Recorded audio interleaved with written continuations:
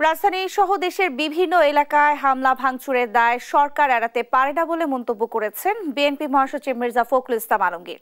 রাষ্ট্রীয় অতিথি ভবন যমুনায় প্রধান উপদেষ্টা ডক্টর মোহাম্মদ ইউনূসের সঙ্গে বৈঠক শেষে এই কথা বলেন তিনি।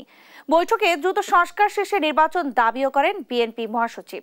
বৈঠকের বিষয়ে আরো জানাতে সরাসরি যুক্ত হচ্ছেন আমাদের সহকর্মী সাইফুল রিপন। সাইফুল, প্রধান উপদেষ্টার সঙ্গে বৈঠকের পর কি বললেন বিএনপি মহাসচিব, বিস্তারিত জানাবেন। ন্যান্সি, প্রায় 1 ঘন্টার বেশি সময় কিন্তু এই বৈঠকটি অনুষ্ঠিত হয়েছে এবং বিএনপি মহাসচিব মির্জা ফখরুল ইসলাম আলমগীরের নেতৃত্বে বৈঠকে আরও উপস্থিত ছিলেন বিএনপির স্থায়ী কমিটির সদস্য মেজর অবসরপ্রাপ্ত হাফিজউদ্দিন আহমেদ এবং সালাউদ্দিন আহমেদ। এবং বৈঠক শেষে বিএনপি মহাসচিব মির্জা ফখরুল ইসলাম আলমগীর সংবাদকর্মীদের সাথে কথা বলেছেন এবং তিনি যেটি বলেছেন যে পতিত স্বৈরাচারের যেই উস্কানিমূলক বক্তব্য এবং বিভিন্ন কর্মকাণ্ড এবং কর্মসূচি ঘোষণার মধ্য দিয়ে যেই উস্কানিমূলক কর্মকাণ্ড পরিচালিত হচ্ছে, এরই পরিপ্রেক্ষিতে কিন্তু সারা দেশব্যাপী বিভিন্ন বিশৃঙ্খলা ঘটছে এবং সেই বিশৃঙ্খলাগুলোর কারণে বিশ্বব্যাপী বাংলাদেশের ভাবমূর্তি ক্ষুণ্ণ হচ্ছে এবং এগুলো নিয়ন্ত্রণ করতে না পারা সরকারের দায় বলে কিন্তু বিএনপির পক্ষ থেকে দাবি করা হয়েছে। এছাড়া বিএনপির পক্ষ থেকে যেটি বলা হয়েছে যেই সারা দেশব্যাপী যে অপারেশন ডেভিল হান্ট চলছে,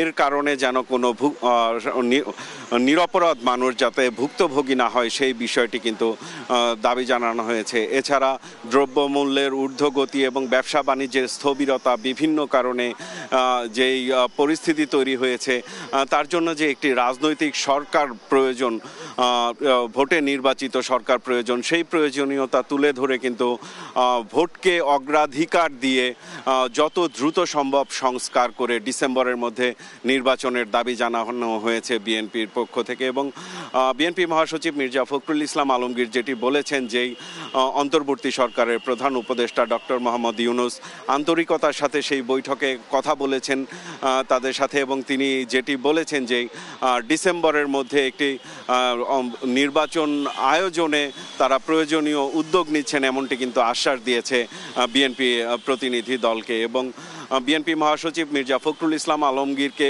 অন্য একটি প্রসঙ্গে সাংবাদিকদের প্রশ্নের জবাবে তিনি বলেছেন যে এই মুহূর্তে জাতীয় নির্বাচনের আগে অন্য কোনো স্থানীয় নির্বাচন বিএনপি মানবে না, এমনটি কিন্তু বলা হয়েছে বিএনপির পক্ষ থেকে। এবং বিএনপি যেটি বলছে যে তারা যেটি প্রত্যাশা করছেন যে এই ফেব্রুয়ারির মাঝামাঝি সময়ের মধ্যে অন্তর্বর্তী সরকারের পক্ষ থেকে বিএনপির যেই নির্বাচন চাচ্ছে সেই নির্বাচন নিয়ে একটি রোডম্যাপ ঘোষণা করবে অন্তর্বর্তী সরকার, এমনটি কিন্তু প্রত্যাশার কথা জানিয়েছেন। এবং তারা যেটি বলছেন যে চার্টার অফ রিফর্মস যেটি ঘোষণা করার কথা বলা হচ্ছে, সেই বিষয়টিও পরবর্তী রাজনৈতিক সরকার যারা নির্বাচিত সরকার তারা সবার ঐক্যমতের ভিত্তিতে করবে এমন প্রস্তাবনা কিন্তু বিএনপির পক্ষ থেকে করা হয়েছে। এবং অন্তর্বর্তী সরকারের প্রধান উপদেষ্টার পক্ষ থেকেও কিন্তু নির্বাচনের বিষয়ে যেই অগ্রাধিকারের যে বিষয়, সেই নির্বাচনের বিষয়ে ডিসেম্বরের মধ্যে একটি নির্বাচন অনুষ্ঠানে উদ্যোগ নেওয়া হবে এমনটি কিন্তু আশ্বাস দেওয়া হয়েছে। তো এই ছিল আমার কাছে এখানকার সর্বশেষ পরিস্থিতি। নেন্সি। সাইফুল, আপনাকে ধন্যবাদ। দর্শক, রাষ্ট্রীয় অতিথি ভবন যমুনা থেকে আমাদের সঙ্গে যুক্ত হয়েছিলেন সহকর্মী সাইফুল রিপন। ব্রিফ করছেন প্রধান উপদেষ্টার প্রেস সচিব, আমরা সরাসরি চলে যাচ্ছি সেখানে।